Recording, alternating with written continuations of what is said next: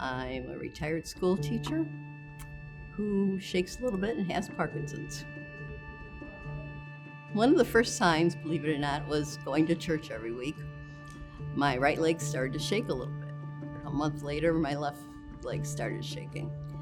And Christmas in '06, I couldn't wrap packages with wrapping paper decently. I thought, I got to do something now. I'm not able to function like I would like to. And then we started the process. Going through that process, I kept telling all the doctors, I know what it is. It's Parkinson's. My mom had it. I saw her go through it. I had, in my brain, talked myself into that I knew I had it. But hearing somebody, a doctor in Chicago, tell me, yeah, you're right, that was a whole nother story. I was depressed. I thought the world's gonna end. I might as well just lay down and forget about everything else. And I felt like I was dying a slow death. And I relayed that information to my husband, and he says, well, Mare, you know, none of us get out of this world alive. So I decided I had a choice. I could either lay on the couch and not move, or I could make the best of what I had and do what I do.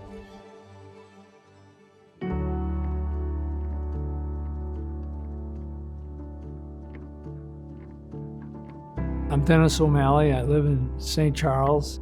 I've got 3 kids and 6 grandchildren, and a wife named Mary. My wife would say to me, hey, Dennis, why don't you stand up straighter? And I said, I am standing up straighter. I always had jobs that I traveled a fair amount with.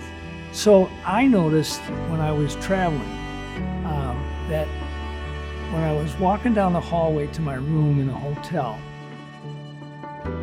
that I just didn't feel quite right. My gait didn't feel natural. I found it a little bit difficult to stay on line, to walk a straight line and do it comfortably. Well, I didn't think anything of it. I mean, other than the fact that I thought, oh, this is what growing old is about. Fast forward to that summer, I'm at St. Andrews Golf Club hitting balls in a driving range, and a friend of mine from the golf course was hitting it in a stall next to me. And so he and I start chatting, and he says, Dennis, is something wrong with you? And I said, no, I'm fine. What do you mean? And he says to me, Dennis, do yourself a favor and go get checked out. So I stopped hitting balls. I said, checked out for what? He said, I've got a close friend, and he has Parkinson's, and he looks just like you do right now. I didn't know what to say. I got home. I went immediately to Google. I Googled Parkinson's, and up flaps all this information. And I'm reading it, and I'm thinking, holy smoke, I got Parkinson's.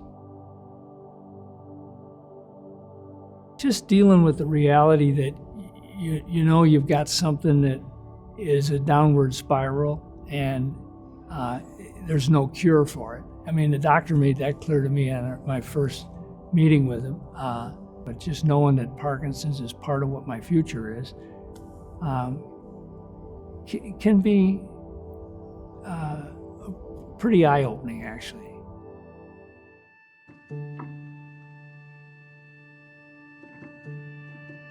The first time I found out about Rock Steady Boxing, I was at a store on Mar, and I'm friends with the clerks because they can tell me when the good sales are and stuff. Lucy said to me, I heard some of my other customers talking about a boxing program for people with Parkinson's. I said, really? And the next week I was in contact with the people here at Chicago Rock Steady Boxing.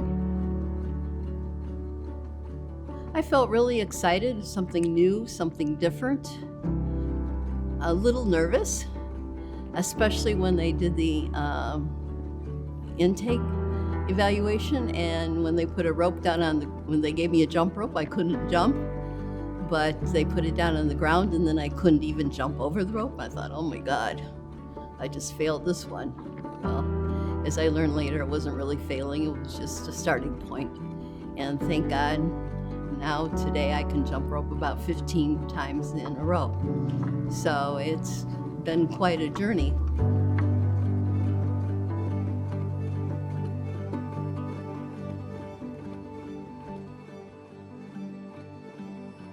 I first found out about Rocksteady Boxing through my wife. Somebody she knew that she was talking to about my Parkinson's suggested that I look into Rocksteady Boxing. I thought it was odd. I mean, that boxing was something that people with Parkinson's would do. And so it seemed to me to be somewhat of a disconnect. So I went and I observed, and I realized, hey, these people with Parkinson's are getting a great workout. And it's not strictly boxing, it's boxing and stretching and exercises. And I asked them, I said, well, do you do this every time? And Susan at the time said, no, we mix it up. And she explained to me about the research behind it and why boxing seemed to be such a good exercise fit for people with Parkinson's. So I thought, okay, I'm gonna give this a try. It makes sense to me. Well, the biggest surprise was how much of a workout it was. I was blown away by it the first time.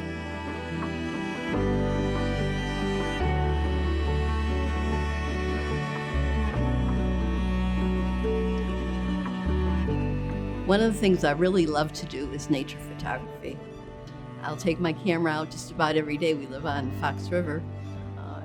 I have steps that go down to the river, and I have to be careful of the last step that I don't fall in. I wouldn't have the capability or the flexibility to get in the positions I need to get in, or the footings that I need to get in. Without Rocksteady Boxing, I wouldn't be able to do most of the things that I do. It's funny when I say to somebody, friends of mine, I'll say, I got a boxing class to go to. It always kind of puts people back. They think, what? You're boxing? It's a lot of fun too. I mean, it is a lot of fun to just get to punch some stuff and get your aggressions out and to be aggressive and you know, I just really enjoy it.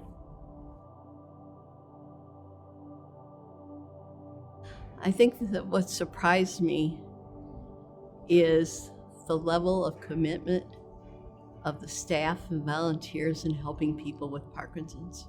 I didn't honestly think there could be such enthusiasm for helping us.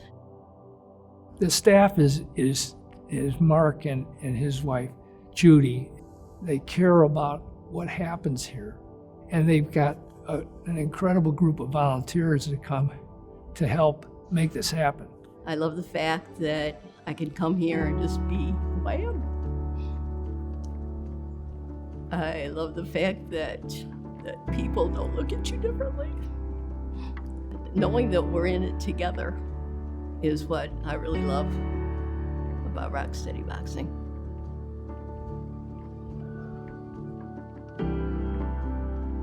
I know I'm not the only one that must have days where I don't feel like coming and boxing. And yet, everybody keeps showing up.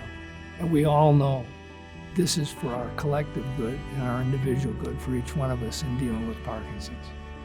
I think at the core of it is that there's a certain level of comfort in knowing that you're not by yourself